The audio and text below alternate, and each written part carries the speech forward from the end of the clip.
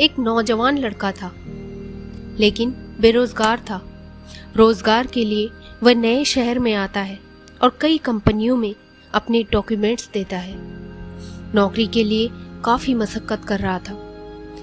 तभी उसे कंपनी की तरफ से कॉल लेटर आता है कि कल आपका इंटरव्यू है और आपको आना है।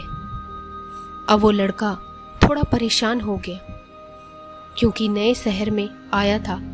जिस जगह उसको इंटरव्यू के लिए जाना था, वह जगह उसके कमरे से तकरीबन 50 से 60 किलोमीटर दूर थी और वह एक बेहद गरीब परिवार से था, इसलिए उसके पास जाने के लिए भी पैसे नहीं थे। लेकिन उसको जाना तो था, नौकरी उसके लिए बहुत ज़रूरी थी। जैसे तैसे उसने अपना सामान सारा खंगाल लिया और 50 रुपयों का बंदोबस्त किया और घर से निकल पड़ा। जैसे ही वह चौराहे तक पहुंचा, लेकिन वो बेहद निराश था, क्योंकि टिकट के पैसे उसके पास नहीं थे जितने होने चाहिए थे। तभी उसको पास में एक मंदिर दिखाई देता है। वह उसी दिशा में चल देता है। उस मंदिर के बाहर एक भिखारी बैठा हुआ था। उसकी नज़र उस भिखारी पर पड़ती है, लेकिन वह उसे नज़र अंदाज कर देता है। मगर भिखारी उसको परेशान देखकर पूछ ही लेता है कि आपको शायद कोई परेशानी है, मैं आपकी क्या मदद कर सकता हूँ। वो नौजवान लड़का उसे कुछ नहीं बताता। सोचता है कि ये भिखारी खुद मांग कर खा रहा है, ये मेरी क्या मदद कर पाएगा। लेकिन भिखारी बुजुर्ग था। वो उसके भाव से उसकी परेशानी को समझ चुका था। तो फिर भिखारी ने उसे 2-3 बार पूछा। फिर लड़का मजबूर हो गया ये बताने के लिए कि उसको क्या समस्या है। तब भिखारी ने उसको बोला, तुम ये 500 रुपये ले लो और जाओ अपना इंटरव्यू दो।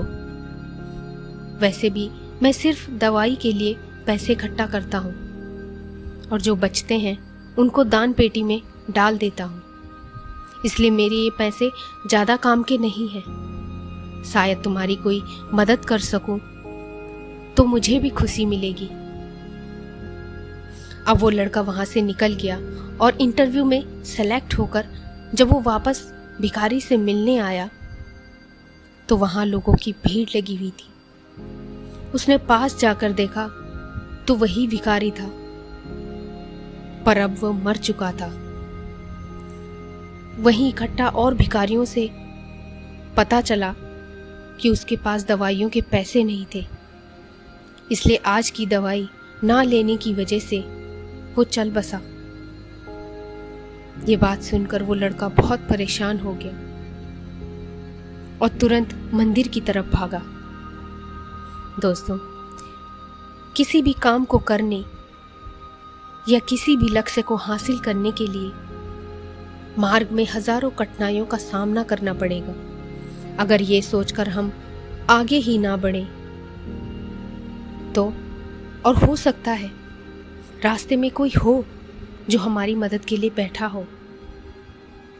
ईश्वर तो किसी भी रूप में हो सकता है। आगे बढ़ते रहो, लेकिन रुको मत। अगर आप रुक गए तो फिर संभावना का अंत हो जाएगा, और जब संभावना ही नहीं होती तो आप ही बताइए फिर क्या होगा।